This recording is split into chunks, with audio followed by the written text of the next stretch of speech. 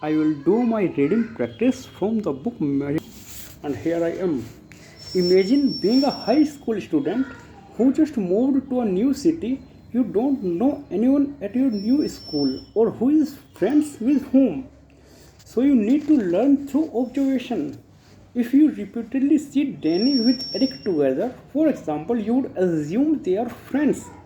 If one of them often hangs out with Lucy or they often all hang out together, you would probably assume they are all part of the same group.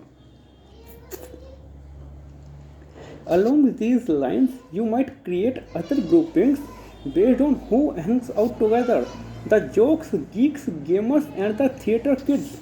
These groups are amorphous and informal, but they shed light on how people are organized.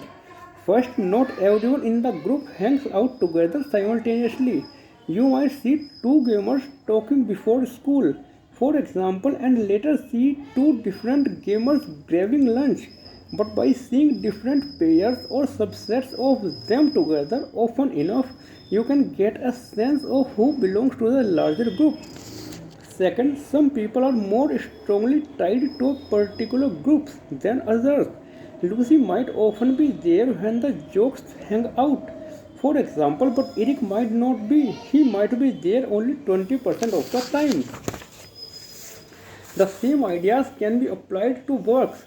Just as we might infer group membership by who hangs out with whom, a statistical approach called topic modeling uses word co-occurrence to infer underlying topics or themes.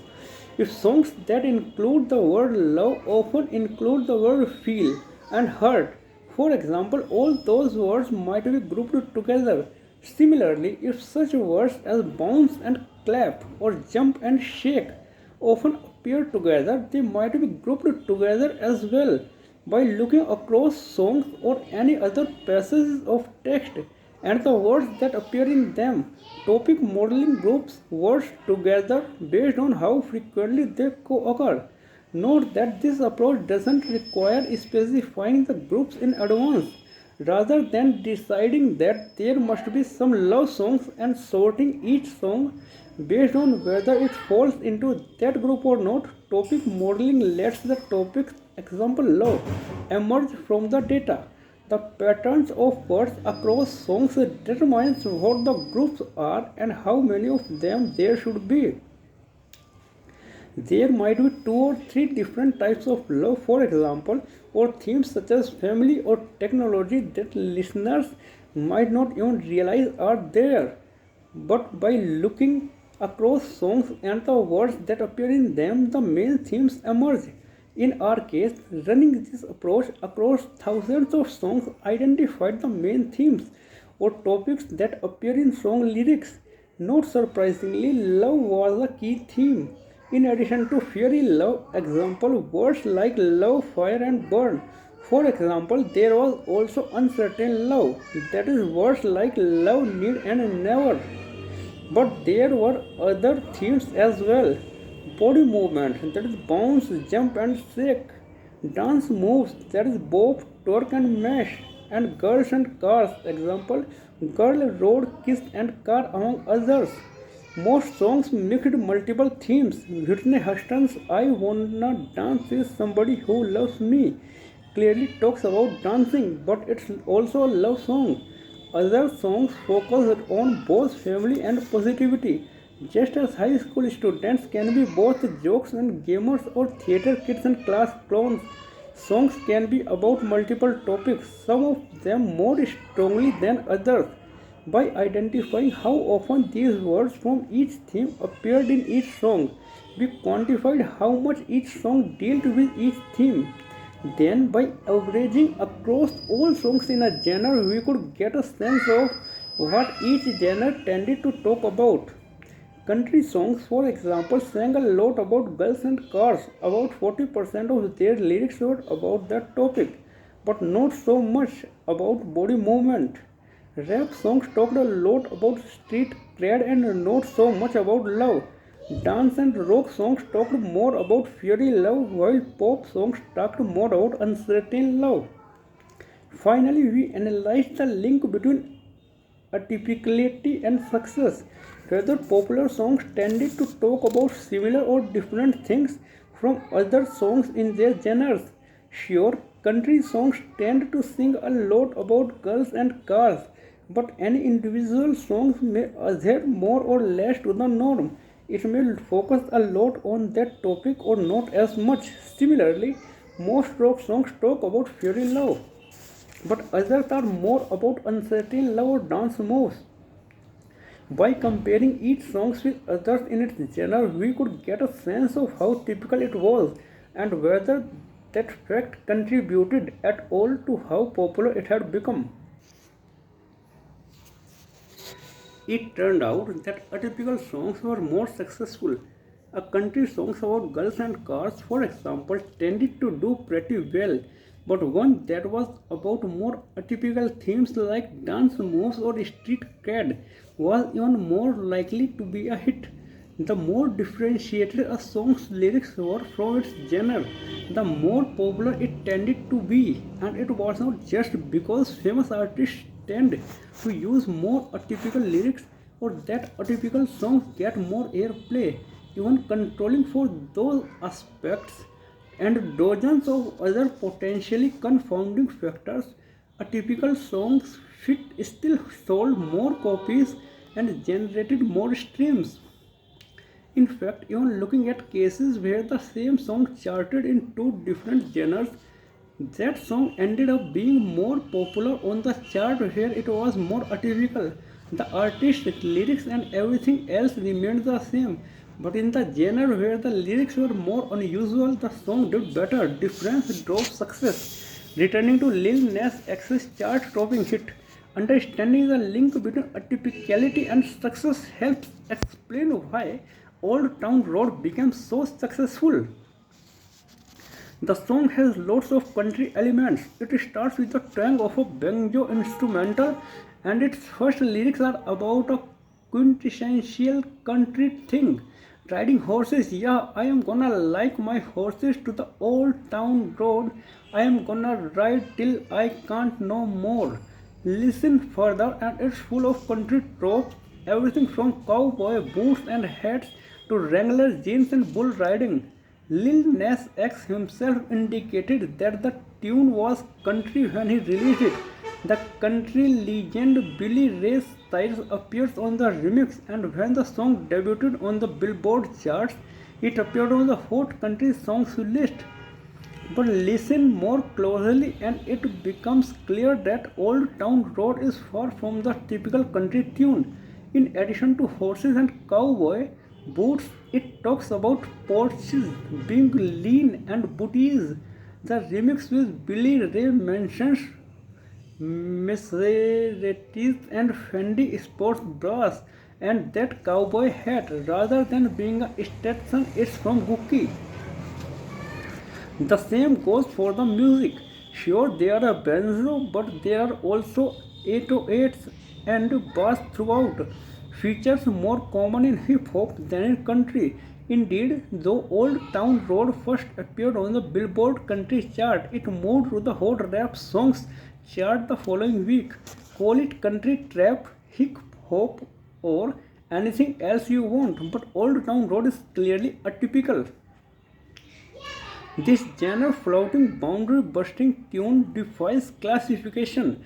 Too rap to be a country tune and too country to be a rap song. It blends conventions to create something new and different. But while the song itself is atypical, the reason for its success was far from it. In fact, its success was downright predictable. Its unusual nature was exactly why it became a hit. When similarity is good, when similarity is good and difference is better, the music studies results are interesting but juxtaposed with the email study that raise some important questions. Using similar languages seems to pay off at the office, but using different language makes songs more successful. So when is similarity good and when is difference better? It's easy to focus on something specific to the particular domains. Email language might be more formal, for example, While music is more expressive, email tends to be written for a small audience, while music is written for a larger one. But at its core, the difference is really about what similarity and difference evoke or connote, and which is better in the particular context being considered. Linguistic similarity has a number of benefits. Using similar language often requires listening to what someone else said, so not surprisingly, it is associated with everything from better dates to more successful negotiations. As noted, such coordination can make people feel that they are on the same team or part of the same tribe, which can boost liking, trust, and affiliation. Indeed, friends tend to use language similarly, and people who use language similarly are more likely to become friends. Just like sharing a birthday or attending the same high school, using language similarly can serve as a signal that two people have something in common or are on the same page. That said, there are also benefits to differentiation.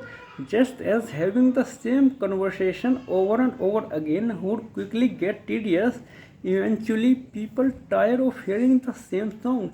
They have an ingrained drive for novelty and stimulation and value new things, in part because they satisfy those needs. Rather than doing the same thing again and again, they look for new things that provide variety and excitement. Differentiation is also linked to creativity and memorability.